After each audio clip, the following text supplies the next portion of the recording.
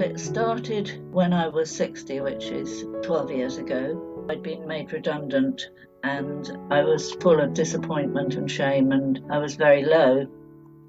The turning point really was Eliza, but the way I got to Eliza was through getting a bus pass. So I started travelling around on buses and drawing on the buses. And then one day I didn't have my drawing things with me, and I found in my bag this lump of rather grubby orange plasticine, and it morphed into a little hand, like a child's hand really. I curled it around the handlebar of the seat in front of me.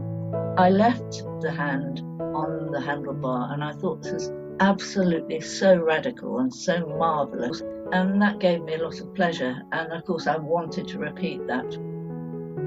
I made this little figure, and over the course of many bus rides, the figure started morphing into what is now Eliza Freespirit. Large breasts, what I'd always wanted, and I loved that she was very supple, and she was many of the things which I felt that I didn't possess, and providing an expression for my wishes for myself was very uplifting. So for quite a long time I continued travelling on buses and making these figures and leaving them on the buses, and often getting into conversations with other people on the bus, which I found a lovely thing.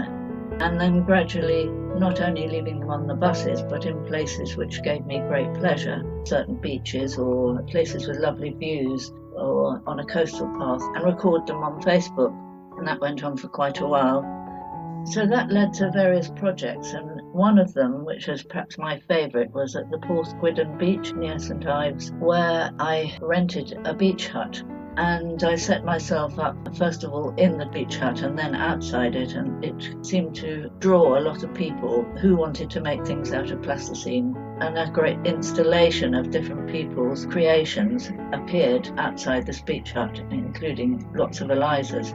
And so it became quite a social thing, which I loved. Very cheering, working outside with people, the colour of the plasticine. And out of that I started running workshops in mental health, and I found that this story of mine seemed to inspire people and kind of normalise my history of mental health, which was very uplifting. The Elizas were banned on Facebook. I'd left them all over the place, and I'd collected hundreds of pictures, and I couldn't retrieve the pictures. Went into a bit of a decline about Eliza for a while.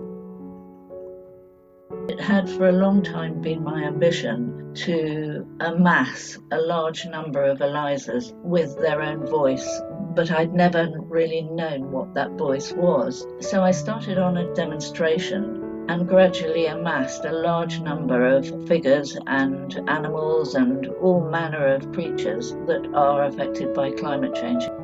The material of plasticine had started to worry me. It isn't a particularly eco-friendly material to be leaving around the place. So the obvious thing is to work in clay, which is from the earth.